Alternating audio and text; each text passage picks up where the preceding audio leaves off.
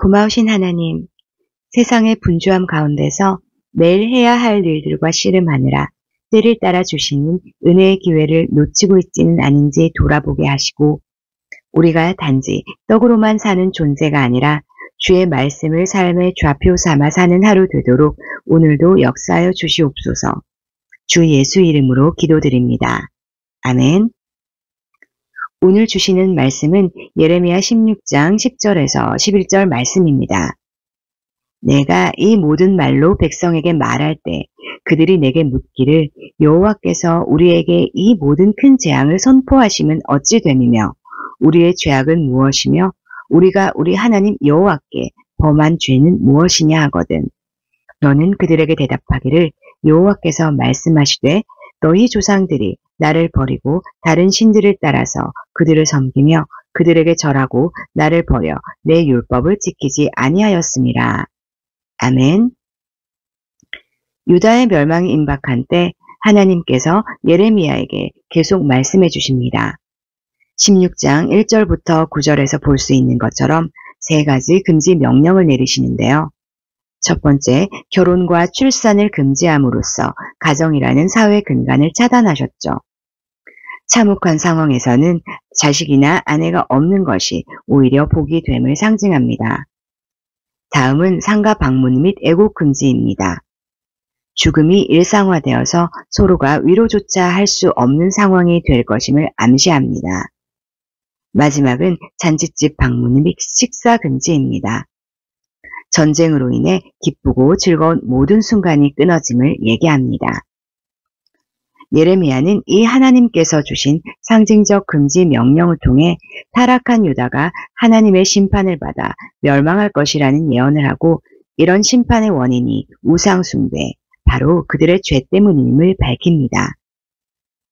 그러나 오늘 말씀 11절에서 보는 것처럼 유다 백성들은 예레미야의 경고에도 불구하고 아무런 죄를 범한 일이 없는 것처럼 질문하고 있습니다. 이런 모습은 당시 그들이 얼마나 회복이 어려울 정도로 타락했는지를 잘 보여줍니다. 이렇게 우리는 창세기부터 구약까지 수없이 반복되는 장면을 보면서 드는 생각이 있습니다. 하나님께서는 말씀을 청종하면 복을 주고 알지 못하는 다른 신들을 섬기면 저주를 내리고 심판하겠다고 하셨는데 왜 순종하지 않는지 모르겠다고요. 고구마 100개 먹은 답답한 심정으로 그 시대의 사람들을 보면서 내심 우리는 그렇지 않을 거라고 생각합니다. 그런데 그들이 이렇게 된 까닭이 특별히 우리보다 악한 본성을 가지고 있기에 그런 것일까요? 성경에서 인간은 시간이 흐를수록 더 많은 악을 행한다고 얘기합니다. 이들이 절대 우리보다 더 악해서 그런 게 아닐 수도 있어요. 어쩌면 지금의 우리들처럼 지극히 보통 사람들이었을 것입니다. 그렇다면 이처럼 평범하게 삶을 꾸리며 살아가는 사람들에게 가장 큰 기준, 가치는 뭐가 있을까요? 일상의 삶을 살아내야 한다는 것입니다. 그 아래에는 생존해야 한다는 당위성이 있습니다. 예측할 수 없는 삶은 누구에게나 불안하기 때문에 당연히 일상의 평온과 안정을 추구하죠. 기댈 것이 없는 소시민들은 더욱 그렇습니다. 예레미야 2장을 보면 생수의 근원되는 나를 버린 것과 물 웅덩이를 판 것인데 라는 말씀이 나옵니다. 하나님께서 비로 다스리시니까 사람들은 인간의 지혜와 방법을 동원해서 물 웅덩이를 생각해냈습니다. 비가 오는 우기 때 물을 채워두었다가 비가 오지 않을 때 이 물을 사용하자는 것이었어요. 그러나 인간의 지혜로 무엇인가를 하려고 했기 때문에 하나님께서는 이것을 기뻐하지 않으셨습니다. 아마 이스라엘 백성들은 이 땅에 비를 내려주는 신이 보이지 않는 여호와 하나님인가 아니면 보이는 행위의 대가로 비를 내려주는 바알 신인가라는 문제로 날마다 위험한 줄타기를 했을 것 같아요. 문제는 사람의 지혜로 살아가기가 훨씬 쉽기 때문에 생수의 근원이신 하나님을 버린 적이 너무나 많았다는 것이죠. 오늘날의 상황도 별반 다르지는 않을 것 같습니다. 당시와는 또 다른 의미로 살아가는 게 결코 녹록지 않은 세상이 되었습니다. 무한 경쟁의 시대에 뒤처지지 않기 위해 더욱 집중해야 되고 변하는 상황을 따라가는데 모든 에너지를 쏟아내느라 하나님께의 시선을 고정하기가 참 쉽지 않습니다. 공부하는 학생들도 마찬가지죠. 저만 해도 이 일을 시작했던 때와 지금의 상황이 상상을 초월할 정도로 많이 변했습니다.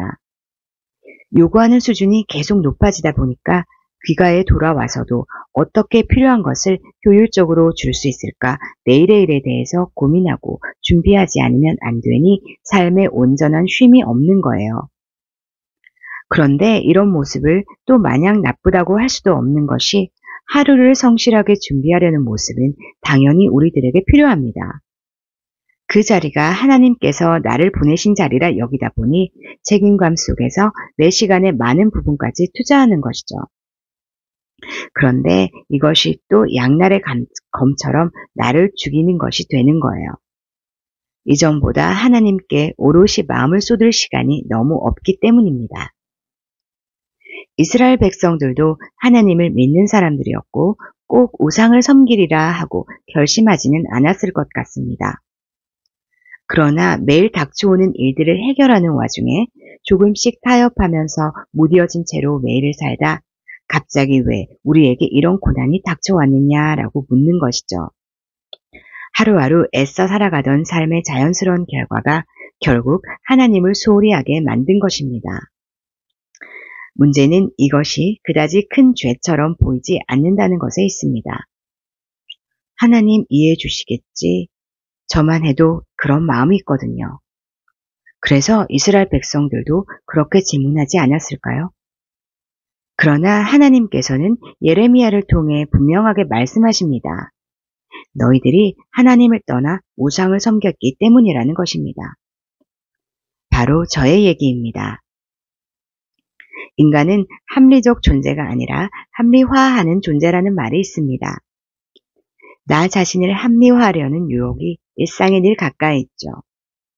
그러나 선을 가장한 죄가 조금씩 스며들어 쌓이면 신앙을 무너뜨릴 그런 괴물이 될 수도 있습니다. 우리의 시간을 압박하는 많은 일들도 마찬가지입니다. 그래서 우선순위를 어디에 둘 것인가를 결단하는 일이 너무나 중요합니다. 우리가 매일의 삶을 성실히 살아가는 것, 그런 데서 오는 소소한 만족을 누리는 것은 정말 가치 있는 일입니다. 그러나 일상의 자잘한 일들을 더 소중히 여김으로써 신앙이 삶의 우선순위에서 밀리지 않도록 가장 중요한 일을 구별할 줄 아는 지혜로 매일을 사는 우리 좋은 나무 교회 성도들이 모두 되시기를 축복합니다. 아멘.